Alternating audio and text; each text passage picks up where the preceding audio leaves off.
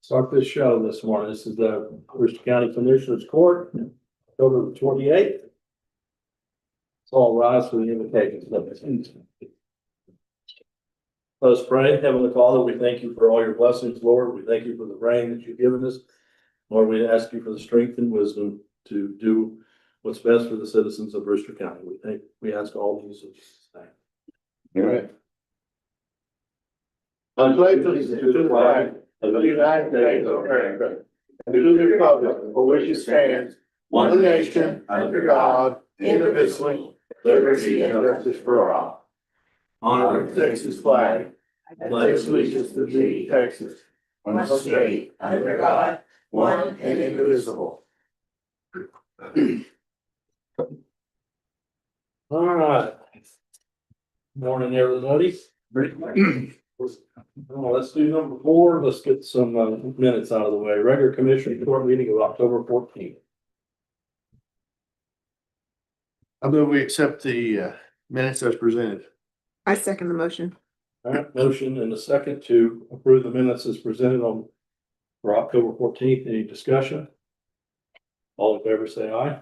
Aye. All right, how about the minutes for the special commissioners court from last week, October 21st?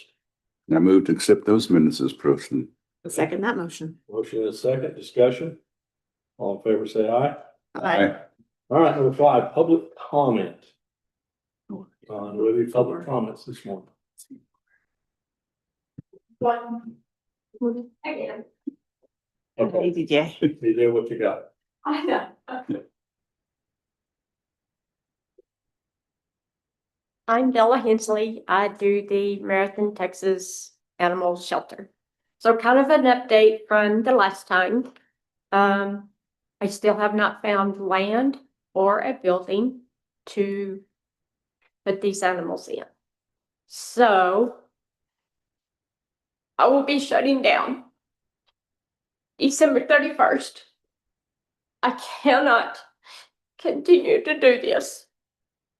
Financially and physically, it's taken a toll, which is a shame. I've taken in over 1,500 animals off the streets, kept them out of the Alpine shelter. There's not going to be any place for these animals to go. I think people are bringing the animals to Alpine and dumping them because then they have to be taken in. It's not an Alpine, it's not a city problem. It's a county problem. This county is big enough, it needs 2 shelters. Run, I don't know. Where the shelter is going to be, I don't know. When Alpine is overloaded with 60 plus dogs, they're overloaded and they can't take any more. Alpine is city. If a city dog comes in, if a county dog comes in, they're going to take the city, the county is out. So people are dumping them inside or they're taking them out and dumping them, which is a shame for the animals. But I don't have a choice. No money has come in this year. I am flat broke. I've already spent over $8,000 out of my pocket. I'm going to lose my home because of this, and I cannot do that. I have asked to be put on the agenda to talk about ordinances with no avail. County ordinances can be done the right way, even for unincorporated places. But it seems to me that the county does not care. And y'all don't want to do anything about this. I have 2 deals here. What is a state handbook, which is about 10 pages of what their county ordinances are. This is the Alpine advisory on what they do. It would not be hard to take this and convert it into county ordinances. I've kind of gone through and highlighted the things that need to be addressed. Leash laws, containment laws, dangerous dogs, animals, whatever, the number of animals that can be taken. Getting a group of people together and doing this. If y'all choose not to do this, Marathon will find a way to do it on their own. We had an incident during our M2M this weekend. Some people come in from their branch, their dogs run loose. One dog got into a fight in the M2M with somebody who had their dog on a leash. That shouldn't be happening. It could have turned into a really bad situation. Somebody could have gotten bit, the dogs could have gotten injured. Now you have vet bills. Their dog was contained and this dog's running loose. It shouldn't be happening. We've still got the dogs on the south side that are chasing people on bikes. They're going after people who are out walking with their dogs. Our tourists, our locals should be able to feel safe anywheres and not have to be worried about being attacked by dogs. We're having livestock attacks and livestock killed. That shouldn't be happening. We should be having things done to stop this or to prevent it and everything. Got one person who has 15 dogs. And that's a lot of dogs. And it's a noise for the neighbors around them. I have had 3 dogs adopted this year. I'm down to 1 dog and 16 cats in my house. If the dog doesn't go anywhere and the cats don't go anywhere, they will become my personal pets. And that's a lot of mouths to feed. I can't get any of the other rescues to take any of the cats. So I am probably going to be stuck with these animals. Cats are not a problem. They're contained. They're not running loose or anything. My pet is there. And, but something's got to be done. And getting on the agenda to be able to talk or see what y'all want to do, I don't know, is coming to a countdown. No matter what, this is one thing I'm going to keep trying to press for, is getting this done. I can't take animals in, but I can become a foster. But I first have to get stuff done at my house, or I'm going to become y'all's problem. I'm going to be on the streets with these animals and nowhere to go. Then I'm y'all's problem. So that's kind of what I have to say. If y'all want me, I can get a copy of all this, let y'all look at it. See if y'all want me on the agenda or if y'all are done with me. So that's kind of it. Okay, thank you. Thanks. All right, let's move on to, I'm gonna skip 6 for a second.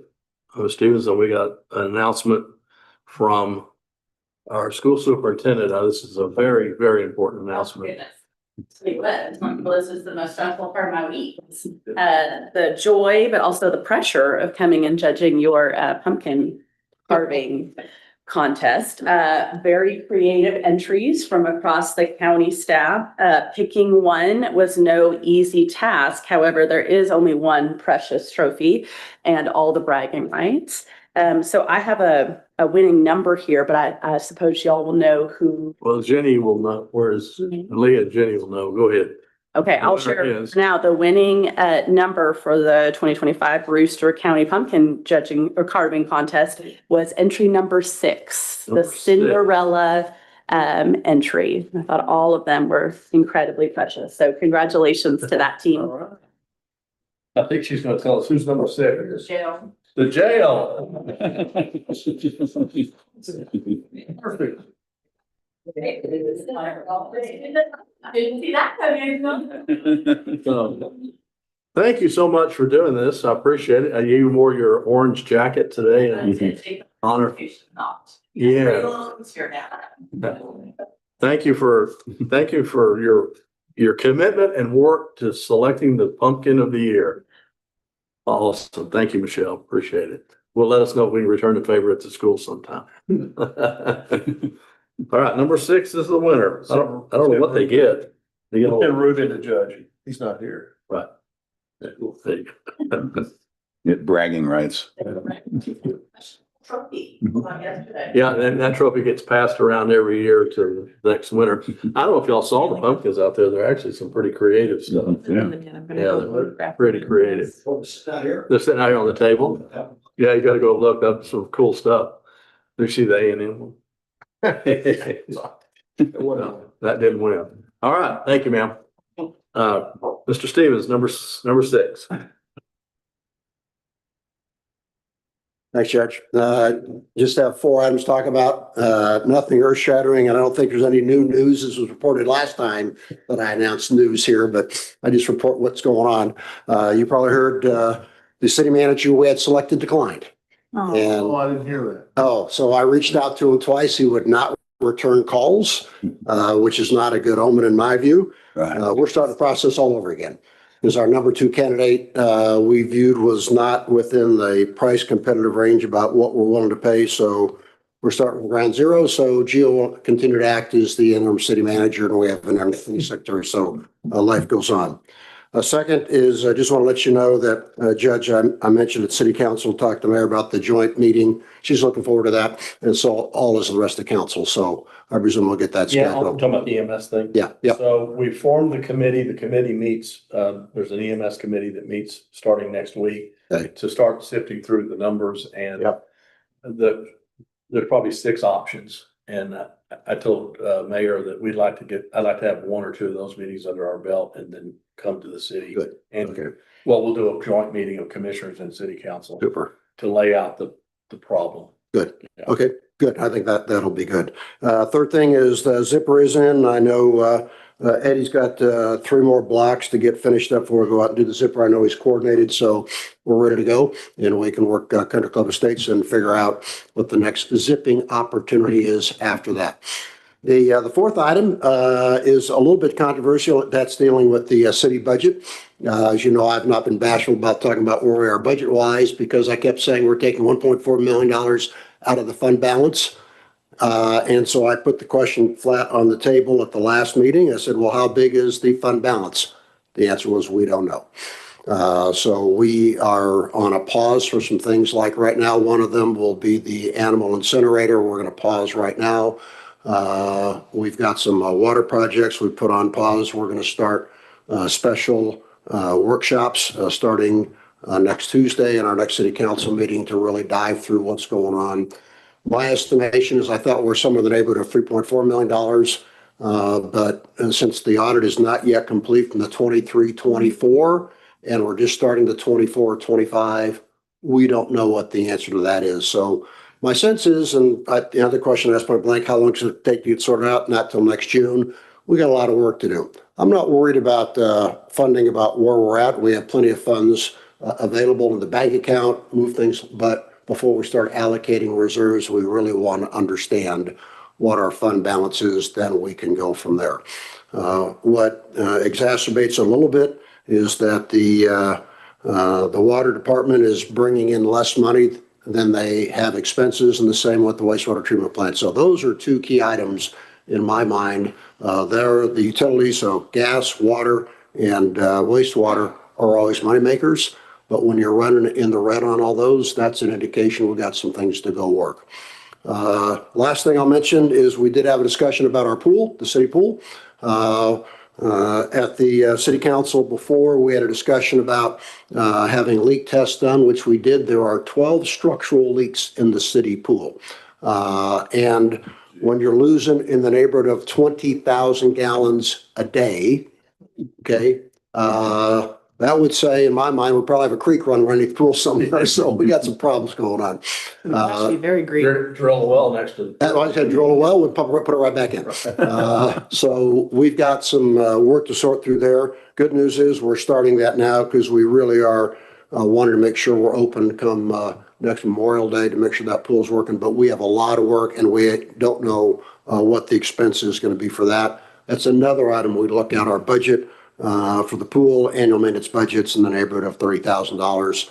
Our expectation is going to cost more than that. So we got some work to do, but that's where we stand. Any questions for me? Wanda, if a proprietary fund is losing money, and if a proprietary fund on a city is losing money, can the city fund that loss out of general? It's not generally advised, really. I mean, it's a proprietary fund, it should be self-supporting on the fees. Your better option, and I think. I'm just. No, so short answer to that, we cannot take money out of the general fund to fund our. Because you're using public funds. Public funds can't do that, no. So it's normally the other way around. In my experience, we've always had it where we've had more funds coming in on our enterprise funds Which that you we've go- backfilled. You can push onto the general fund. That's easy to work. That's how we did streets a number of years ago, and from $1 million up to $2 million, we took it out of the gas fund, but you cannot go back the other way around because they're taxpayer dollars. And part of the discussion we're having is, what is our real cost in really sharpening the pencil in each of those funds? And then looking and saying, okay, you have a couple of choices. You take out debt, which I'm not in favor of. Do you raise rates? Let's make sure we understand what our true costs are before we start doing that. And those are the sorts of things we have to work our way through. So we'll know in a few months, get a better sense of it. All right. Let us know what we can do to help. I appreciate it. Rick, with that much water getting lost, isn't that one of the ways sinkholes are formed? Yeah, so, that's, but when I came off council and learned that we're losing about 10 million gallons of water through the pool a year, that was a major concern for me. Yeah, And it's going somewhere, right? there was no action taken. We finally said, we're going to dive into it and go get it worked. Yeah. My sense is, and if you understand how gunite pools put together, it's real simple. Dig hole in ground, put in steel, spray concrete around. Mhm. That forms the base for it. Then you put gunite on top. That's your water seal. Mhm. Tile and all that should be fine. When we've got 12 structural cracks, some of the preliminary assessment is just put fiberglass in the cracks. Well, that'll take care of the gunite, will not take to the structural side, and that's where we're concerned about. So we got to get some pros in to come in and give us an evaluation about what's going on. When is the pool season over? So pool season, of course, it ended at Labor Day. It Okay. opens up Memorial Day. So we've got about 8 months to kind of go get it all sorted out.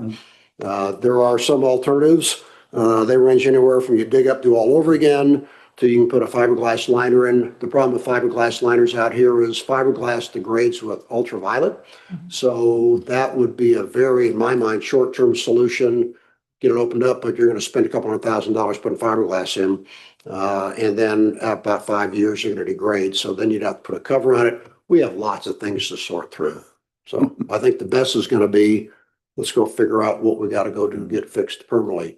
If there's one good piece of data is when Energy Transfer Partners put in the pipeline, that's when I was back on council, we negotiated $400,000 worth of benefits came out of that. $250,000 was set aside to go for the creek bed walking path.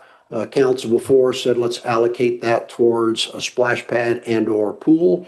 So my view is we have $250,000 that will be allocated to go work the pool. So we have an opportunity to move, I think, fairly quickly. We know we have the funds for that.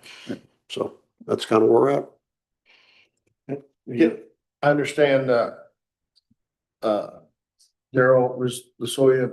Oh, yeah. Retired. Yeah. So Daryl is retiring. What goes forward after this? Yeah, so Daryl is retiring. He's come back to Gio with some recommendations of potential candidates. Okay. So it's one of those, we hate to lose Daryl. He's 54 years old. This is another one I get a little excited about because he's retiring as opposed to just resigning. But he's retiring. He's going on to the Texas Municipal Police League, which I think is terrific. He'll be responsible for West Texas area. He's going to stay here in Alpine. So he's not going anywhere. He loves this town. And in my mind, it continues Daryl's life of service, whether in the Navy, police department, or now with the Municipal League. He will depart at the end of December, and I don't think we'll have any issue finding a replacement between now and prior to Daryl's I'm glad to departure. hear that. Yeah, there's a great pipeline that Daryl's put in place. Okay. Any questions for Mr. Stevens? Good. All right. Thank you all. Appreciate it. Thank you. All right, let's move on to number 8, County Judge Report. First, item A, review, discuss, and take action to ratify the extension of the rent agreement between Brewster County and the United States Army for the building space. If you guys recall, they were renting space at the fire station.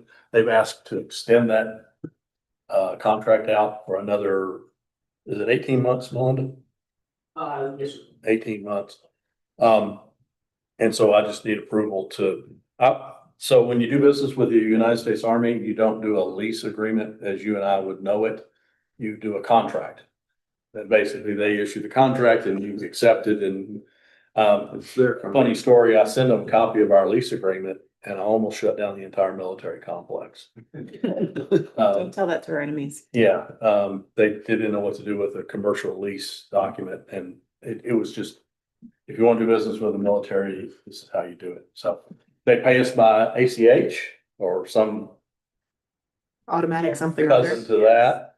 Spam. And we get our money automatically, although you have to go through, according to Julie, a very large bureaucratic mess to get to it. Pending review right now. Okay, very good. The other piece that's a little weird about it is whereas you normally, like if you lease a house or an apartment or a business, you pay your month in advance. No, They because build in arrears, so they'll be there for 3 months and then we'll back them. they're probably good for it. I hope I so. think I hope we're so. all right, but I just had to laugh. I just assumed they would just accept our lease agreement. And that's like, nope. We don't do it that way. If there's gonna be troops still stationed here for the next 18 months, or is this just for stuff? This particular transaction is related to, they use a room at our fire station as a sick bay for their soldiers to come in and if they have a cold or they Yeah. cut finger. My understanding is they're here for, the line is they're here 4 years. Okay. That's the line. I don't know where that will, if that will change, but we don't see him leaving anytime soon. Yeah. All right, I entertain a motion to ratify this agreement. So moved. Second, Motion is second. Any discussion? All right, all in favor, say aye. Aye. Thank you all. All right, number, item B is in Bravo. Review, discuss, and take action regarding the annual subscription and contract with Cycletech.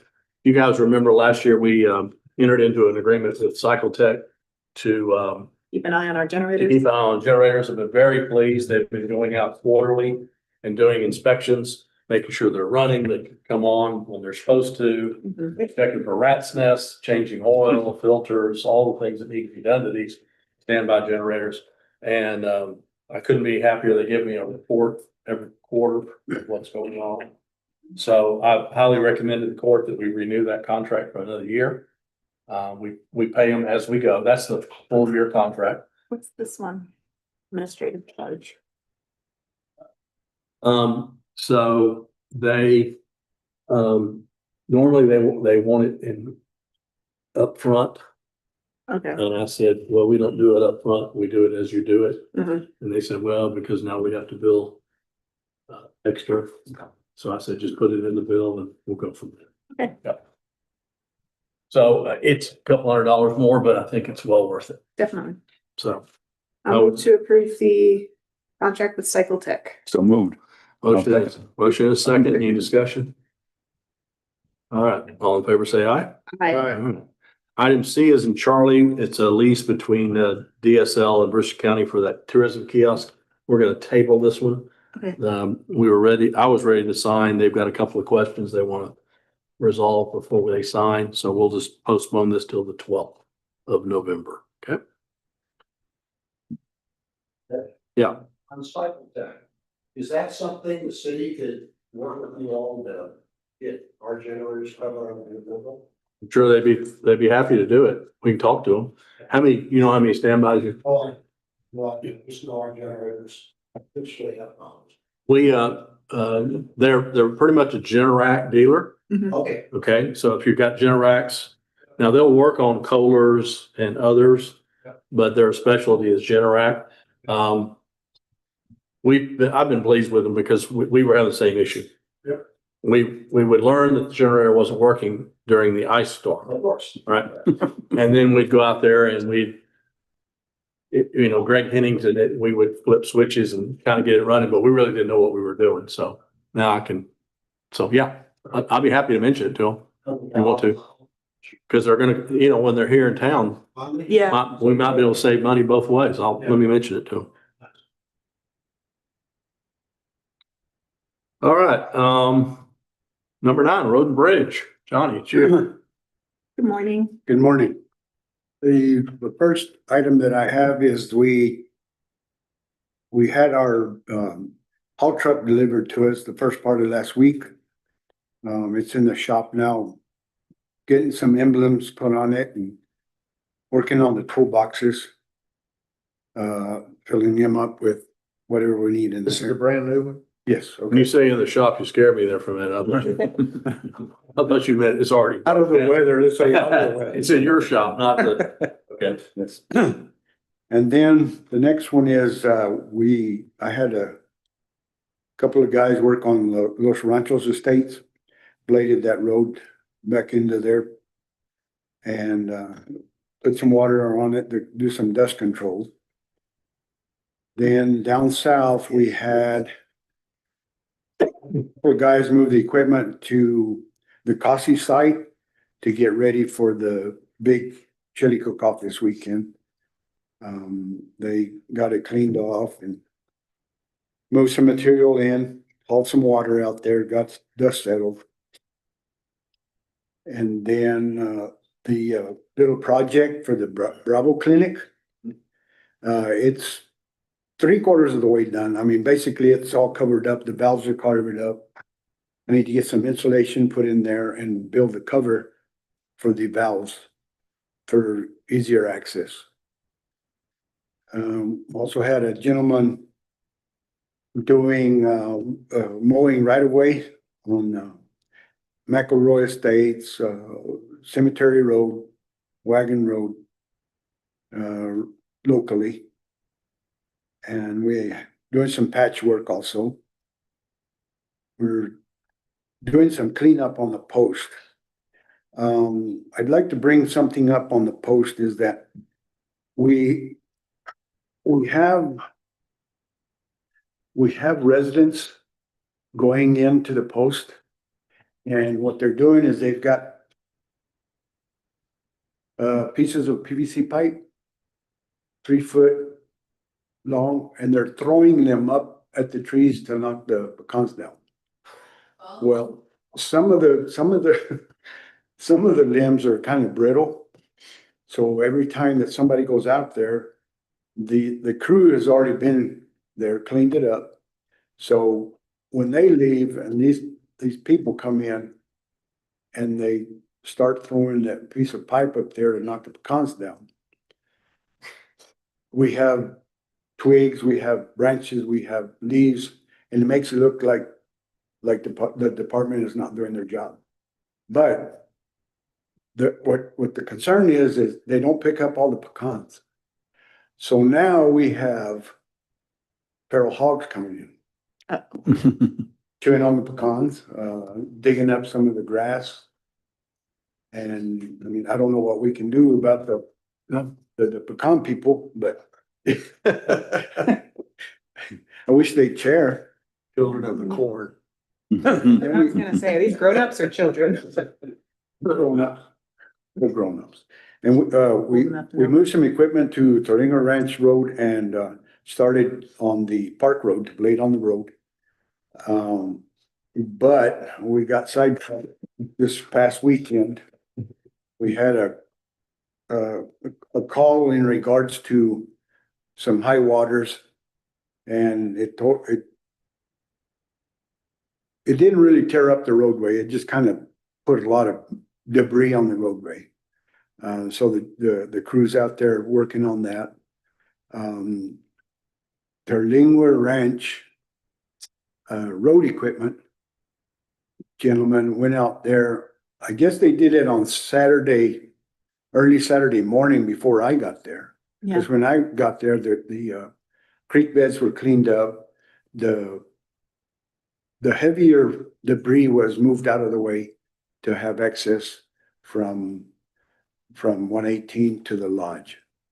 And I don't know who, I met one guy, his name was Nick. Yeah. And I talked to him a little bit and told him, thank you for helping us out. Yeah, Nick's on the road crew. Dennis is the semi-retired road crew manager. And if it was I don't know who did it personally, but I'm very appreciative that they were able to put some Band-Aids on some of those situations out there. And I think the cones that are out there right now, marking the drop-offs are theirs as well. Yes, they put up some cones, but their cones were kind of faded, so I replaced them with You some put- of ours, Okay. just for the visibility at night. Mhm. But I mean, everything they did was appreciated from my part. Cause when I got there, it was like, this doesn't be done, it's already been done. But No, I talked to Nick and we got close, we got that figured out. And then I got a call on Fulcher Creek again. Yes, because I believe the next call you're gonna get is Agua Fria Road, because the creek ran, and I'm pretty sure Agua Fria area got hammered, the same as the north part of Terlingo Ranch did. So, Yeah, so we're kind of back and forth, but, what I would like for the, residents and the county residents to do is, call me at my number 432-538-2737 and let me know what's going on. Instead of calling the judge or calling the commissioners, that way I can have a hands-on right away to report to the judge or the commissioners. mhm. Well, you may have a question to ask it. Well, the thing is that if they have, for example, they call you on something and then you call me and I go out and between you and I and them, I find something different. Right. So if they're more, if they could contact me first, and then I'll talk to you about it and see what we need to do. And then if we need to get the judge involved, we'll involve him. Cause he's got too much on his plate to be dealing with, but you know, I know he's the boss, so we'll go from there. How about photos? Do you mind if people send you photos? Would that be helpful? That would help. Yeah. That would help. Uh-huh. Why don't we look at why don't we put his number on the website in a little more prominent area or Okay. something? We'll look at that. The road and bridge problems, call this number. Right. I mean, it's just so that I can directly talk to them. Yeah. And so that I can have a general idea of what they're looking at. As opposed to when I get a Playing the call telephone from, game and it from changes. Ruben or from Miss Sarah or GMA, you need to do this. And we get out there and it's totally different. We have to go back and get equipment, or we have to go back and get material. So that way, photos would help. Mhm. But other than that, we're just kind of chugging along slowly but surely, shorthanded again. So I've got a couple of prospects. They just need to come back and turn in their applications so I can schedule an interview and see what we can come up with on that. Tomorrow at 1:30, we're gonna meet here, and Ruben and I, and I'd like for you to ride with us. We're gonna go down to Terlingua and look at a pile of road base. That I don't have the knowledge to know whether it's good or bad, but there's a group down there that would like to sell us some road base. Mhm. And we can leave it right where it is and just pick it up as when we needed. need it. But I need you all to look at it and say, is it good road base or not good road base? But Okay. we're gonna leave here at 1:30 and zip down to Terlingua tomorrow to look at it. Okay. You wanna meet us here? Like we'll ride in your truck. Okay. And have you ever gotten to fill that hole at the end of Rex Ivy back by Terlingo Creek? No. No. It's still in my book, but I'll try to get to it this week for sure, because the dump truck is gonna be there. this Yeah. week. If you're in the area, please take a look at that and get it fixed as soon as you can. Yes. All That's right, any all. permits this morning? No, sir. I did give a check to Julie for the permit for Big Bend Telephone marathon project.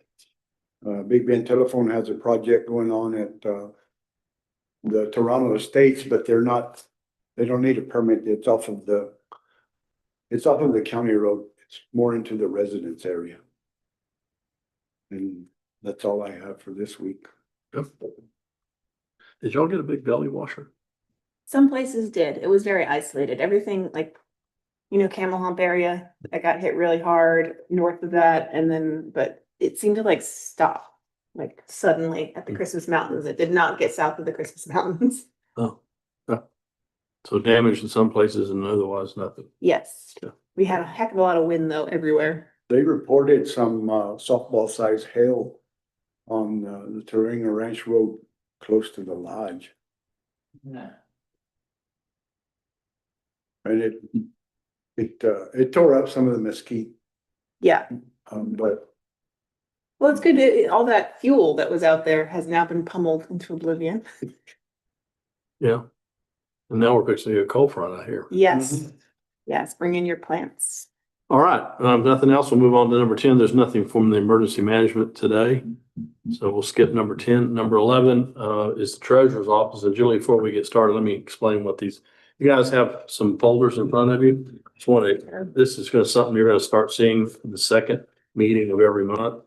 If you look at the cover page, the very first page, when you open it up, sort of a table of contents, you'll have the tab number on the far left, the name of the report, which sometimes the name of the report doesn't really give you as clear a picture of is what it should, what it really is. And then over here is the purpose of the report. So it'll actually tell you what the report's trying to tell you. Okay. So we're going to continue to modify this in terms of its order. Right now, it's sort of, it's going to be, it's out of order between treasurer and comptroller. So we'll have to refer to a couple of different tabs out of order, but this is something you're going to start seeing on a regular basis. Okay. Any questions about that? Will we have it before the meeting or at the meeting? Well, you're going to have it electronically always on your electronic space. You're not going to see this until you arrive here. Alrighty, Okay. as long as it will make But it. if you're like me, sometimes it's nice just to have the paper in front of you. I like to scribble on. As well, to me, looking at numbers on little screens after a while kind of Makes you go cross-eyed. Yeah. All right. Let's do a treasurer's office, number 11, financial reports. Right. Working on managing reporting, and monthly report for September 25. And September 25 is also the last month of our fiscal year of 2025. So this total cash on hand that we had at the end of September, $17,405,877. The total interest earned, Let me tab number 5, guys. Oh, not. Tab number 5. Tab number 5. Total interest earned was $59,733. The average interest rate between our checkings and our pools was 4.26%. Then the next report that we go to is the claim on cash report. So what that report is for the month of September, That's going to be number 3. it reports by fund. It'll show your beginning cash balance, and then plus your total assets, minus your liabilities, minus your accounts payable pending, and that gives us the calculated ending balance at the end of September. So this claim on cash report is a preliminary or intern report. We just finished the 2024 audit, and there are adjusting entries that need to be done and beginning balances that need to be established from 24 to or ending to 2025 beginning. So it's an interim report as of September, from what I'm reporting. Does that make sense? Yes. So guys, what this report will come out. We still got a few things we're working through, but when we start talking about funds and where we're going to take money from and how much money do we have in a fund, this is the report we'll begin to use. Melinda and Julie are working hard to get all the funds, all the ending year entries done and up to speed. They're always a little bit of a working process, but we're trying to get as accurate as numbers. So I'm hoping by the end of the year, we've got some pretty accurate numbers in our funds. By the way, we'll have the 24 audit for review next meeting. So Singleton will be here to to go through the 24 audit, and we'll be caught up. The next report after the claim on cash report is the receipt listing It's number one. by product code. And so what I did was all the money that we took in for the month of September, we receipt in. And I have the report grouped by product code, which kind of product codes are basically where we're receiving in the money. And so it's easy for you to see that the product codes tell you, you know, it's Brewster County Tax Office auto registration, or Brewster County Tax Office road and bridge fees, titles, bond fee payments, the county clerk, what's due to the state, county clerk, what's receipted into records management, what's due to the county. So I put it by receipt code so you can see what where our money's going to for the month. And I hope that makes sense to y'all. So this report's all incoming funds. Mhm. It's negative on the front page because it's revenue. It's a little odd Yeah. because it says distribution amount and then it's a negative number. So, you know, Credit. this is accounting, but basically it's a credit. Yeah. So these are good numbers. Good positive. All right. So these are good money going numbers. to the bank. And you'll see, we're going to start seeing this every month, where we're getting our money, what funds it's going into, and what the vendor, not the vendor, but who's giving us the money. A lot of it this time is hot tax. Mhm. Okay. So this is required under local government code 114 to provide this to the commissioner's court in once a month. So it'll be the second meeting of every month. All right. The next report is the check register for the previous month. It's number two. And so basically it's a summary of all the vendors we paid the previous month, and it gives you the details on how much and to who it was for. This is a combination of my payroll checks and accounts payable checks. So at the very end, you'll see it, you know, summarized, and the total for the month was total for August was $915,257,000 in AP and accounts payable. AP and payroll, I mean. The next report is my budget report. Hang on 1 second on your check report. Uh-huh. By the way, if we can change that to can we change that to check register as opposed to my check report? I'll do what I can Check register. to change it. I think I can customize it and rename it. What would create a negative 28,000? Very first one, Waterloo Media. What would create the negative number? I know there was some voided checks that totaled $38,941, and I believe maybe that was it. There were some voided checks in there. We, for some reason, had a batch of checks that went out on July 29th that just poof, vanished. And we had to void some and replace them, so. And so the next report is my budget report, or the budget report. Number 7.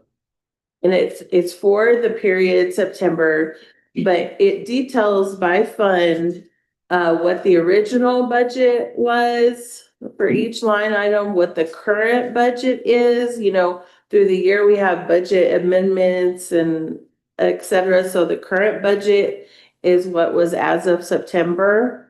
The period, and it shows the period activity, which is the period activity is for the month because I ran it for the month of September. Fiscal activity is what is year to date. And then it gives you the variance and the percent remaining. And it's listed by fund. And so I looked at general fund numbers, and I looked at road and bridge, and I looked at courthouse security and kind of pending where we're at. So for general fund, the revenue, current budget was 9.6 million.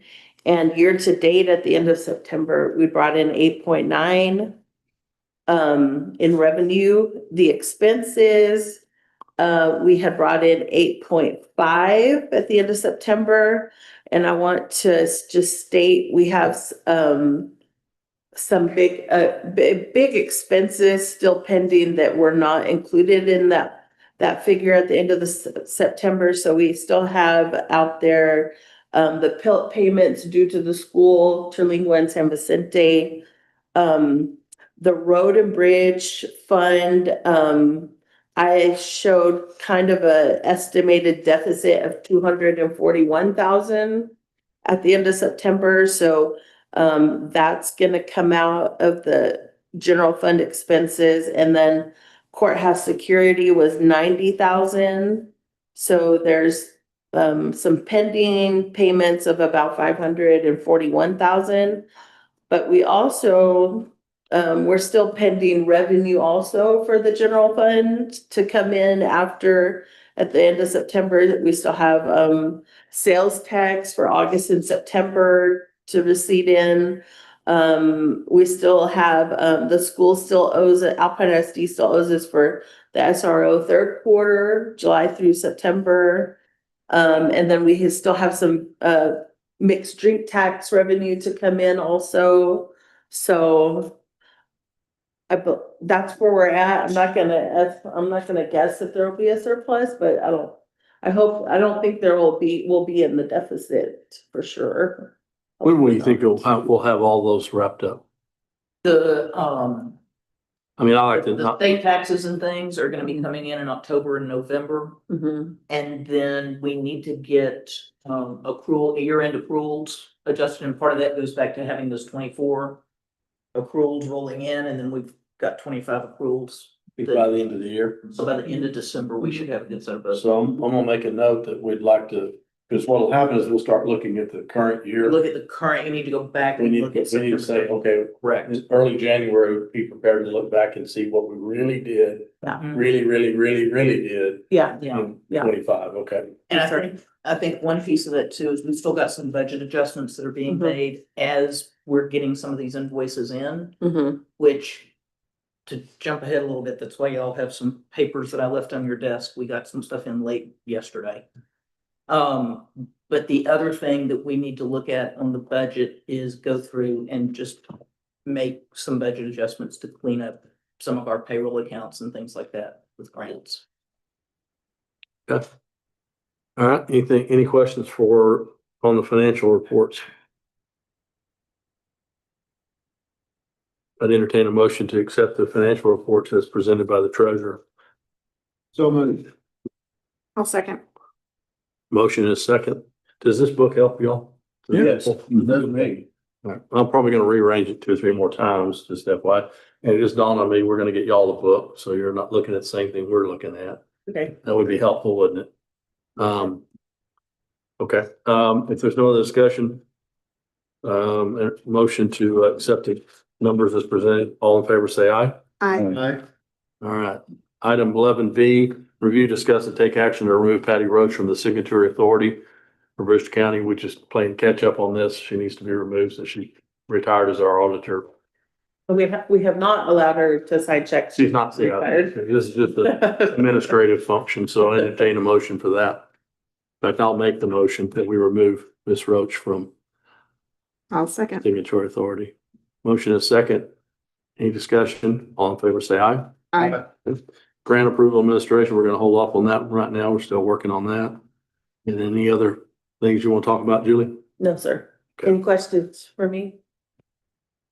Oh, I did want to add, I'm sorry, I looked at the tourism numbers actually also. And I wanted to let y'all know that, as of September 30th, so in September 30th and at October right now, we're receiving in the September collections. So keep that in mind that we still have some revenue, coming in. So tourism, at the end of September in revenues, we had collected $2,389,986. And then the expenses year to date were $1,512,67 dollars.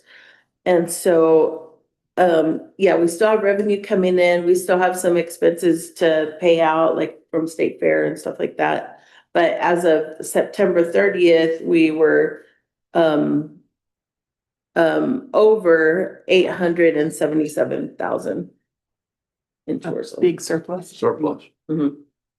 Good news for the visitor centers. Yeah, so say that's called visitor center money. Yes. All right. Good. Thank you. you. All right. Thank you. Number 12, comptroller Melinda. Okay, I'd like to start with, the expenses that were paid in this prior week. The title on the report is expenses paid, 10/21/25. We paid a total of $122,944.42. And the last page of that breaks it out by fund. And if you notice, we did pay a chunk of money in this last go round related to the state fair, but like Julie was saying, I think there's still some more invoices hanging out. Are you in recurring payments? Is that what you are? No, sir, this is on expenses that were paid the week of 10/21. Okay, hang on. This is the handout you gave us, right? What's the name of the report? Oh, here it is. Expenses All right. paid So on let me explain to the court what we got real quick. You're in tab 4. Everybody should be in tab 4. Okay. So we have 1, 2, 3, 4 reports. The first one's always the open payable report. This is just payables that are open for whatever reason haven't been paid yet. It could be a variety of reasons. This is not necessarily a required report. We just threw it in there. Then we have receipt register, something called a receipt register. These are expenses that have purchase orders. So you get a purchase order, you get an invoice, we pay the invoice. We'll approve those here in a minute. Then we have a pending expense approval. Sometimes we have expenses that don't get a purchase order or don't have a purchase order. We're going to try to minimize those over time, but those will be approved. And then lastly, expenses paid. These are reoccurring expenses. This is the things that come up every month. We're going to talk about that in a minute. Like water bill, light bill, lease Yeah. payments. That Some sort of, some of the ones that were paid this last week are not necessarily recurring expenses. Some of these were purchase orders. It's just things that were paid in between commissioners' courts. When we get to the recurring expenses, we'll talk about how those are going to be categorized and how they'll be paid. So that it's a little bit more of a cohesive system in terms of when things get paid.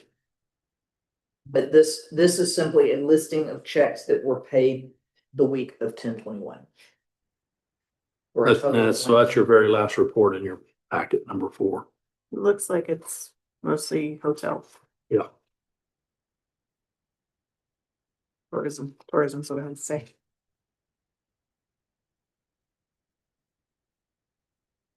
Okay. I think, you want to approve them as we go, Melinda? Or you want us to just do Probably it? the easiest just to approve them as we go. All right. We can do I'd that. entertain a motion to approve the expenses paid as of 10/21. So moved. Second. Motion is second. Discussion. All right. All in favor, say aye. Aye. All right. Go ahead, Melinda. Okay, so if we look at the next one, the title on the report that you have is receipt register. And this is the one that is poorly titled, and I have not been able to find a way to change it. But it actually is recording the invoices that we received for things that people had gotten purchase orders on.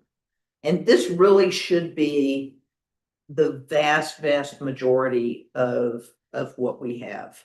But you can also see a lot of this is kind of small dollar items in this particular instance. So our total amount received in against purchase orders was $25,503.14 And this is going to be for things like supplies for vehicles, for maintenance. You'll see there's the Amazon Capital Service.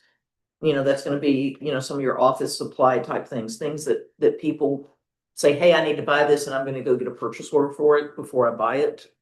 That's what shows up on this report. And these are the amounts that we have the invoices in. You will approve payment of these for today and we will cut these checks this afternoon. So court, just for the process, so y'all know, we want to buy something. It's not an emergency, it's not a vehicle maintenance, but we want to buy something, you get a quote, you get a purchase order. Excuse me, get a quote. From there, you get a purchase order.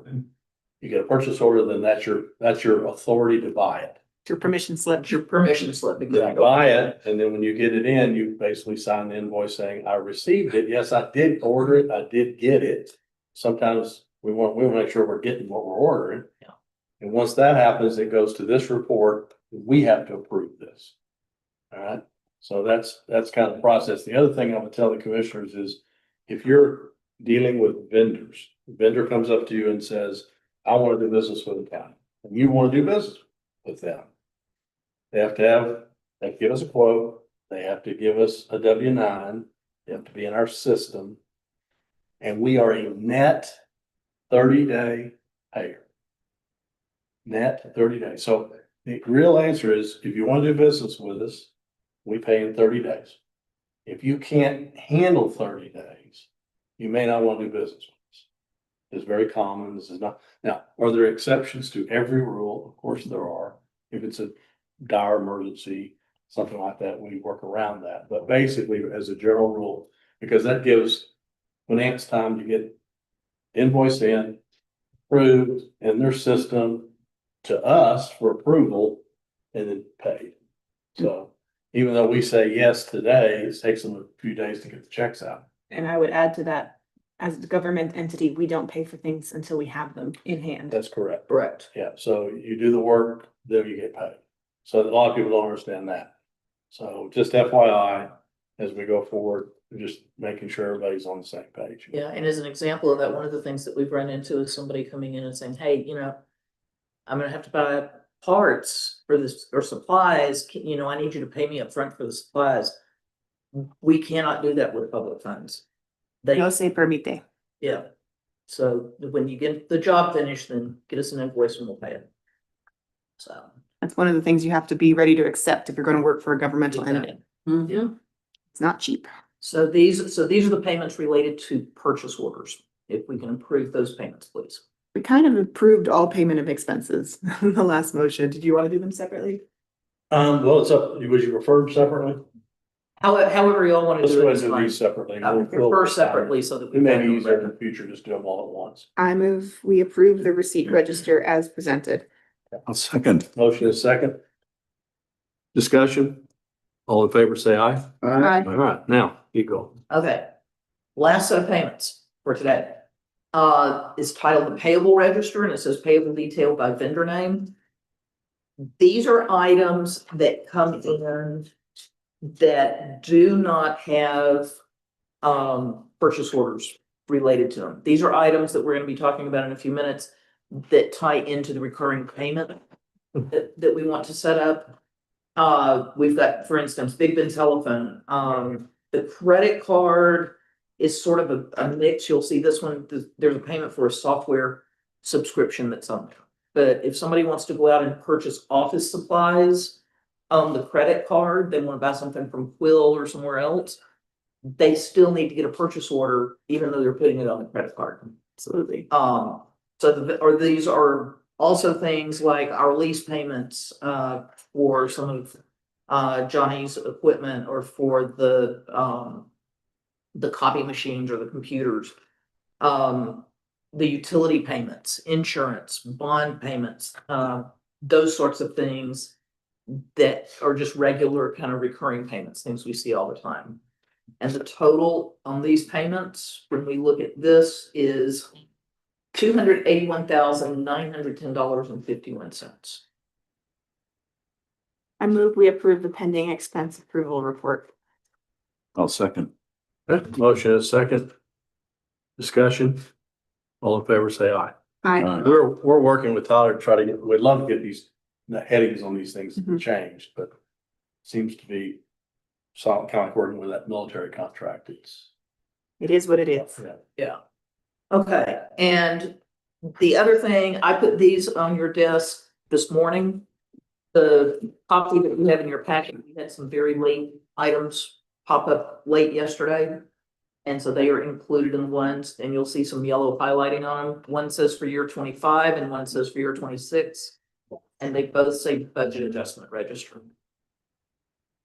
These are two different reports, and this is something we run into this time of year, is that for the year 25, we still have invoices coming in that relate back to predominantly September, but occasionally we may get something in late, that was related back to August. And since we're so late in the year, we may have not a sufficient budget left, so we have to do some line item adjustments to get those corrected. So if you look at the for year end 25 line item adjustments, that is what this is covering, is items that have come in that need to be paid, that we had to move some things around in the budget to cover the line item that it needs to come out of. The one that I want to call the court's attention to is the PILT money to San Vicente. So we get $4,000 a year from Texas Parks and Wildlife for payment in lieu of taxes. From Parks and Wildlife? And that's for blackjack. Really? Yeah, that pales in comparison to what we get from the national park, but 4,000 is what we get. Unbeknownst to, I think, all of us, that $4,000, roughly 75% of that is earmarked for San Vicente School. 25% of it is earmarked for Brewster County. So you don't get a lot. So what's happened though is because none of us were aware that that was earmarked for San Vicente, we've got about, what is this, 20-something thousand dollars? $26,373. 26,373 in arrears to San Vicente since 2019. 19. So we're going to catch up and get them current, and then stay current from here on out. So that's what's causing this budget adjustment. Yeah, and since we didn't know about that previously, it obviously was not in the budget. Yeah, when I came aboard in 2019, I didn't know that's what the deal was. Neither did I. I thought it was all ours. Yeah, surprise to all of us, so. At least it wasn't a bigger number, right? Yeah. True. It was big enough. Yeah. It was big enough.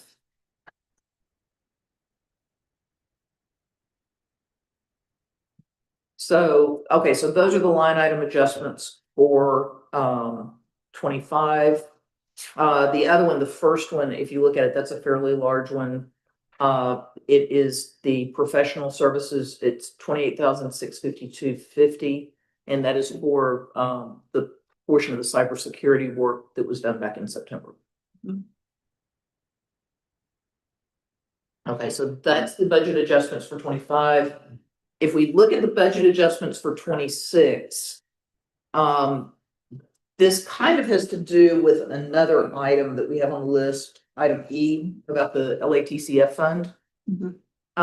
What the first one, were actually, when the LATCF funds were budgeted, it was all budgeted for equipment greater than $5,000. But there are instances, since those funds are available for use for general fund expenditures, then we needed to break out a line and we've called it contingencies, but those funds would be available to be used for general fund expenses that may pop up that we need to use those funds. And by rather than putting it over in Fund 100, by keeping it in this LATCF fund, what it does is it allows us to go ahead and bill it against that amount. And then we can make a budget adjustment, say, on a quarterly basis, rather than having to make a budget adjustment every time we decide to buy something for a project or a capital expenditure. Does that make sense? So you're saying all of the LATCF funds were put into equipment of greater than, Just for budgeting purposes. For budgeting purposes, So that's generally what we've been using the money for. it's for big projects. So remember the project money we've been looking at it every month? yeah, Well, that we've got about As it turns out, about 70,000 roughly dollars left in that Remaining. amount, but we didn't budget for it, so it's sort of kind of stuck in our surplus. Mhm. So we're just gonna move over to LATCF. This is, remember we were talking about doing $150,000 contingency? This is effectively the same thing. This is just carbon. LATCF is sitting in our general fund. Yeah, It's general fund money. It's just isolated because we wanted to keep track of it. yeah, So we're peeling 150 out of the 800,000. Or, you know, Sarah, I'll give you an example. I want to get you new tables and chairs for the community center. thank you very much. We got, that would be a place where we would not take I it. just want to know where I should be looking for the LATCF fund if. It is in fund, do you have the copy of the budget? In front of me? No. Okay, sorry, I was gonna say it's in fund 454, Okay. is LATCF. In this report that's called the treasurer's report, It should be on that It's budget in that. report. it's in the budget report too. What 5-4? But the other thing to realize is, and it goes along with this, on the judge mentioned the projects. When we received the ARPA funds back in like 22 and 23, there was a list of projects that were gonna come out of those funds. But part of what those funds were used for was to cover salary expense, which was allowed to be done back in 23. So there was approximately 1.4 million of the 1.7 million that went to that, to relieve those salaries in the general fund, so to speak. Mhm. What that did was it left us, like you mentioned, with a bunch of surplus sitting down here in our general fund. But in prior years, we were continuing to record out of the ARPA funds and referring to them as ARPA funds. But in reality, those are really general funds at this point. There are no, all of the ARPA funds, quote unquote, have pretty much been expended except for about 77,000. But even that is gonna come out of the general fund. I feel like It's we need a kinda budget item confusing. for like unexpected funds. Sort of, yeah. But rather than go in and, like I said, do an individual line item Yeah. adjustment every time we need to spend something, we can utilize the fund sitting in the LATCF and then do a quarterly adjustment on that. Makes sense. So the budget adjustments that we have for 26, that's the first one, is the contingencies. We also have broken out a line item in non-departmental to sort of separate out the leases that we pay in non-departmental. This next one, we have to pay legal expenses for indigent defendants who are unable to be represented by West Texas because of a conflict of interest. And the way they have changed the report in like this last year, they are requiring certain breakouts. So that budget adjustment is simply taking some of our district court budget and moving it to a line item to cover CPS cases, which have to be reported in a separate category. And it's going to let us track that a little bit better. So that's all that's doing, is just moving it to a different category. And then the next one, the utilities, that is just to correct a what appeared to be just a key punch error, that something went in on a line item for water and sewer and we needed to move it to electric. And I believe that is it for 26. And hopefully with these, we don't have many more budgeted adjustments for 26 for a while. All right, I accept a motion to accept the budget adjustments as presented. So moved. A motion. So moved. Okay, motion second. And if I have not made your eyes glaze over yet, which I think I may have. Hang on a second, let me vote this one in. Oh. All, discussion. All right, all in favor, say aye. All right. All right. Go ahead. All right, recurring items. This is a 3-page list of vendors, and this kind of takes C and D together. One of the things that we are allowed to do is normally the commissioner's court needs to approve payments prior to them being made. So that's why we come in here and say, we need to get these payments approved. There are recurring payments that are on a regular ongoing basis, like our utilities, our leases, the contracted amounts that we have to the community organizations, those kinds of things, that we can set up a payment schedule so that those get paid in the weeks when we do not have commissioners court. Then on the weeks that we have commissioners court, that is when we pay the items that are the purchase order items. And those purchase order items, as the judge was explaining earlier, those purchase orders have to be approved before somebody goes out and spends the money and commits the county, so to speak, because that's really what they're doing. Is when they go out and they buy something, they are committing county funds. That says, yes, we have the budget to buy this. It's something we need. The judge has approved it according to statute, signed off on it. We're all good to go. Then that payment comes in, or the invoice comes in. Now we have to pay it. And the commissioner's court should approve those payments and basically saying, yes, we got the items. They weren't damaged. We got what we ordered. We didn't get something else. Yes, the price is correct. They didn't jack the price up by 50%. Or if they did, for some reason, if something happened that the amount on the purchase order turned out to be less than what the final invoice was, approve the payment of that increased amount, that it's a valid charge. So this list, which I admit is rather extensive, is the list of vendors that we would pay in the weeks when we do not have commissioners court.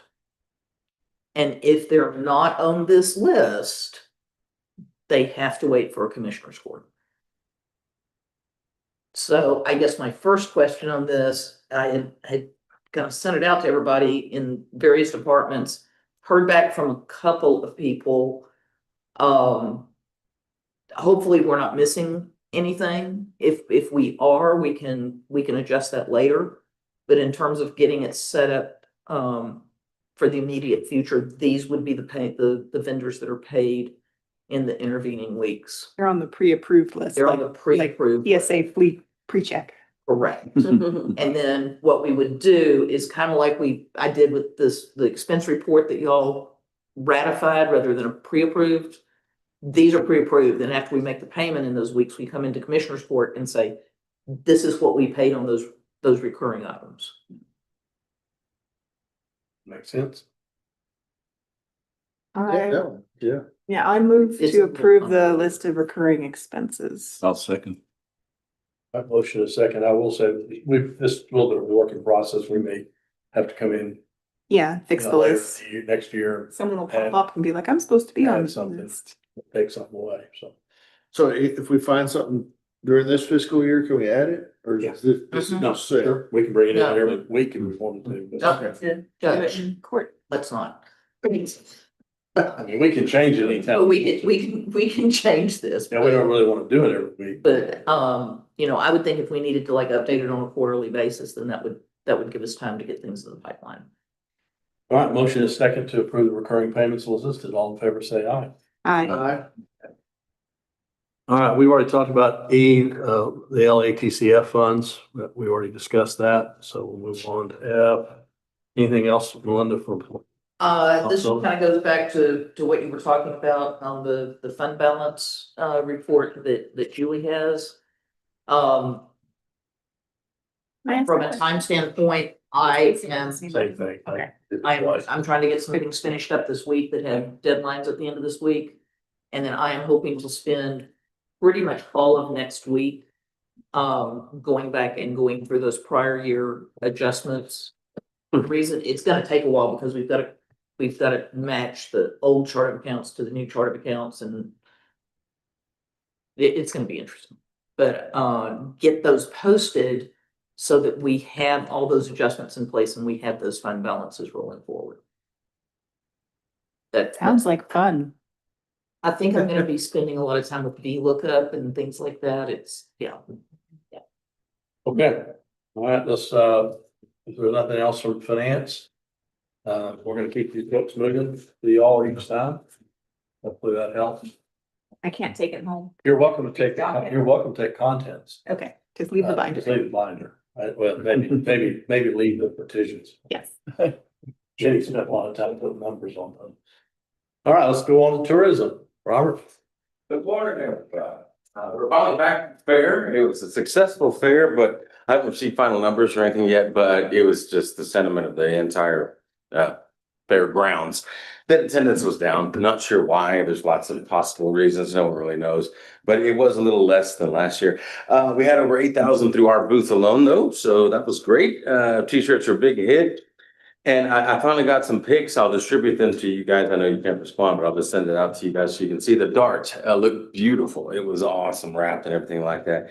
And of course, the salespeople want to continue. You know, they're offering a free month if we buy another month. However, it was wrapped with season at the state fair. So I'm not going to do it. Now that I know they might offer something like that, if we ever do it again, I don't know. It was pretty expensive. We'll have a more generic wrap just about Big Ben, so maybe we can live. But there's no sense having a train run around see us at fair when fair's over. So I'm not going to take them up on their offer. But that was kind of neat. Free $20,000 basically.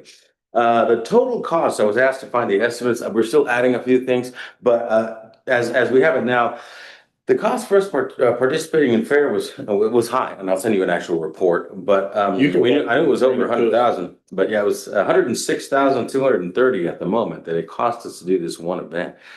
That's pretty costly. You know, return on investment, still think it's worth it. But, you know, we could consider other things next year, and I will bring it up to the board and marketing committee. That always happens at the same time as fair is Formula One in Austin. Huge, massive event, and they do have a vendor alley. I think that may possibly be easier for us because it's not 24 days, it's much shorter. And at the same time, again, in October, everybody wants things in October. The Balloon Fest in Albuquerque, that is a massive event that we've been asked numerous times by the state to go participate in. Again, we're at fair. I don't know, maybe it's time we've been doing fair 20 years. Maybe it's time next year to try, those are the two events, because we could do those two at the same time. But I don't know that we could do fair and Balloon Fest and Formula One. That's a lot for a staff of 3. Do you recall what it cost you at the fair last year? The number, we didn't run totals on that. If I remember correctly, it was right around 89, somewhere in there. Up substantially then from. Right, yeah, we had more contractors this year to go in. Last year, the staff handled, I made all the staff, we worked 10 days each or whatever. This time, the marketing committee wanted to hire people from down south, so we actually hired more folks, but incurred a considerable more cost. Yeah. Over half of that was just staff, 54,000 if I remember, just paying people. Yeah. Robert, as I understand it, I saw Dale and Allison ran them into the hallway, and they said that when they walked into the booth, if you know, there's a lot of looky-loos that just want to come get a free pin, and they're really not engaged with Big Ben, so they don't count those. What they do is they try to count the ones that are engaged. Right. Carry on a conversation. They make it walk over to the smart board and show a picture of lodging, and so they click that. So I'm going to assume the 8,000 visitors were our true click throughs. Yes, there was confusion in that. They were. I want to know. If you set a foot in the booth, I don't care if you're just getting a pen. I want to know if you come in, because it doesn't matter. It's still part of branding. They see our logo, they see the pictures that may not ever come, but it's in their head that, hey, there's a real national park. We have a clicker that has 2 sides. It's a pitch clicker. They're supposed to click one for anybody that gets in and one for true engagement. That is the true engagement number, but there was confusion with a lot of new people were there. I don't know that they're clicking anybody just coming in, because I want to know anybody who steps in. Well, and that's fair. It's like race cars. How many times you go around the track, and that's why they advertise. That's $13 on 8,000 people. At 106,000, that's $13 a prospect. Yeah, is what you're saying. Right. So it's a little high, you know. I mean, the CPM or cost for doing our ads usually run between $7 and $8 in the tourism industry. So it's a little high, but you know, Robert, I think just saying that, you know, in fairness to say it's high, it seems high to all of us because it's a lot of money. Yeah. But this is kind of where we're headed with the metrics. We're trying to design a metrics in tourism that says, okay, we can look at projects and they may not be perfect metrics, but there are metrics. So we can see over time. And now we can say, all right, let's go do another event similar. Right. And it costs us $8 a person. We can compare it to what we do at the state fair. So we're trying to get some history and some ways to say, yeah, we think this was worth the investment, or no, we don't. A lot of it has just been anecdotal. Exactly. Robert's very intuitive. He goes to stuff and goes, well, that doesn't really make sense for us anymore. We just won't do it. And he's 99% of the time right, but it'd be nice to have the numbers behind it too. Exactly. And I can go back and look at past fairs as much as possible to try and give some kind of annual increase that's been happening. This is a start. Yeah, exactly. Yeah, and another option or idea is to actually, it would be more expensive, but to hire straight staff, the actual staff here. In other words, sorry, hire contractors to handle all of fair. Right. And we just go set it up and tear it down, because that's too much to show anybody and train them. There's no sense. But to have everybody working, and then the staff and I do the other two events to get some idea of, like you said, of a metric, a cost on if the Balloon Fest is enough, or if doing Formula One is worth it. Formula One is huge. I didn't realize how big that thing is. Neither did I. I looked into it this year. Oh my. I mean, I've talked to Visit Austin. It exceeds, anything that they do, ACL, South by Southwest. Formula One is their biggest event of the year. I did not know that. I didn't read us. It's crazy. Yeah, but we'll think about it. We got a year to think about it. Thank goodness. Riders coming down. The thing I was thinking, I know it doesn't take part in our county, unfortunately, but the tie would be the Big Bend Road Race. I mean, some of those guys might be interested in looking at some of that. Increases our speeding ticket revenue. That's one way to look at it. Well, for what it's worth, I like the idea of the Balloon Fest because obviously a lot of our residents go up to New Mexico when it gets hot down here, so we should get some of them to come down here when it's cold up there. That's right. Yeah. And both are international events. They draw a huge international crowd, the Balloon Fest and Formula One. So does the State Fair. It's the largest state fair in the country. But we got a year to think about it. Yeah. Just some info on that. The Warren Big snapshot signs are still in production. I just got a note. I asked yesterday, where are they on the truck yet? There was an issue again with the artwork. Part of the graphic wasn't showing up. These are older signs. Chris usually have found the old files and sent the good files, the Adobe files, but there was still an issue. I'm hoping they're on a truck this week. So they're just in production with the company. On the park that everybody wants to know, there's still nothing truly official, but as it is right now, things remain the same. It's open and accessible, limited facilities, of course. The bathrooms are open and being cleaned. I did get that All info. That's Also, the just info the that I ones at the received. Because, yeah, I imagine the ones at the Chisos Basin are being serviced by the concessionaire, but like the ones along the trails, I wouldn't imagine those. Again, there's nothing official, Nothing official. Yeah, they're not allowed to tell us either way. but as I understand, they're all being cleaned. Yeah, as of now. Is the gas station open? Yes, And so is the stores. that's correct. Stores are open. Yeah, they're run by the concessionaire too. Concession. Right, so they're not bound by that. And I understand that the remodel and everything at the PJ gas station is done, before it was card only, it was still open, but I believe it's actually open. We haven't gone down to see it. We will tomorrow.